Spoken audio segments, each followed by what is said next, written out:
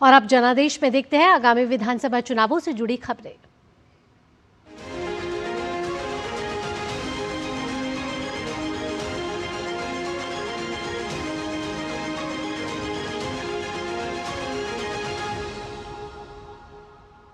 चुनावी रण में आज बड़ा सियासी जमावड़ा देखने को मिलेगा।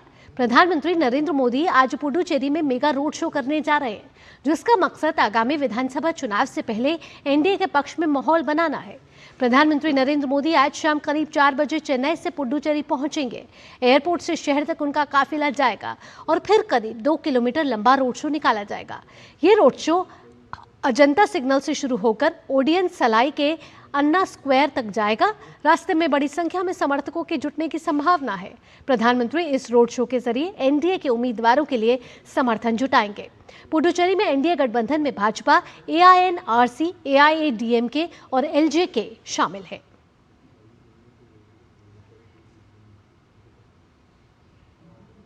केंद्रीय गृह मंत्री अमित शाह आज भी असम में हैं और आज वे 3 जनसभाओं को संबोधित करेंगे। सबसे पहले अमित शाह गोलकगंज विधानसभा के रतियादाहा में चुनावी हुंकार भरेंगे। उसके बाद दुधनोई विधानसभा के गोलपारा में जनसभा करेंगे और आखिरी में पलासबाड़ी विधानसभा में छाय गांव में चुनावी रैली को संबोधित करेंगे।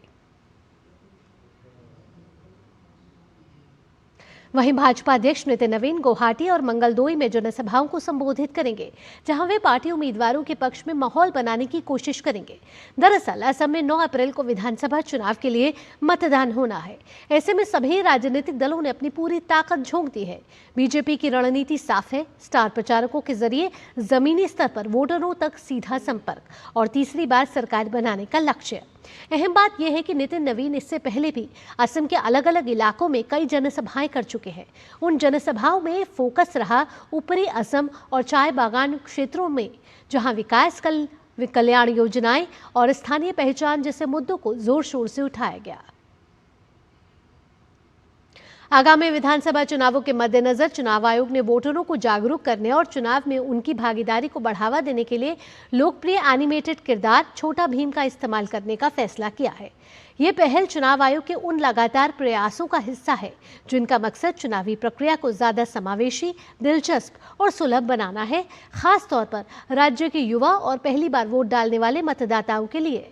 पश्चिम बंगाल में इस अभियान का नारा है, चुनाव का पर्व, पश्चिम बंगाल का गर्व, जिसका मकसद जनता को जागरूक करना और उन्हें बड़ी संख्या में बाहर निकालकर वोट डालने के लिए प्रोत्साहित करना है। आगामी पश्चिम बंगाल विधानसभा चुनाव के लिए मतदान 2 चरणों में 23 और 29 अप्रैल को होगा। वोटों की गिनती और नतीजों की घोषणा 4 मई को होगी। ग्रीन गोल्ड एनिमेशन के संस्थापक और सीईओ राजीव चिलाका ने कहा कि हमें गर्व है कि चुनाव आयोग ने हमारे लोकप्रिय किरदार का इस्तेमाल अपने जागरूकता अभियान में किया है।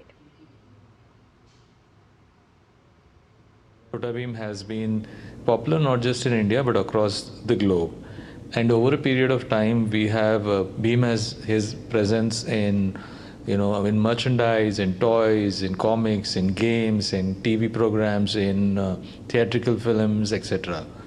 And I think it is a time for us to give back to the society, and as part of our giving back to the society, we are tied up with Election Commission of India to promote for the upcoming elections which are being conducted in West Bengal, Assam, Tamil Nadu, Puducherry, and so wherever else it is going to happen.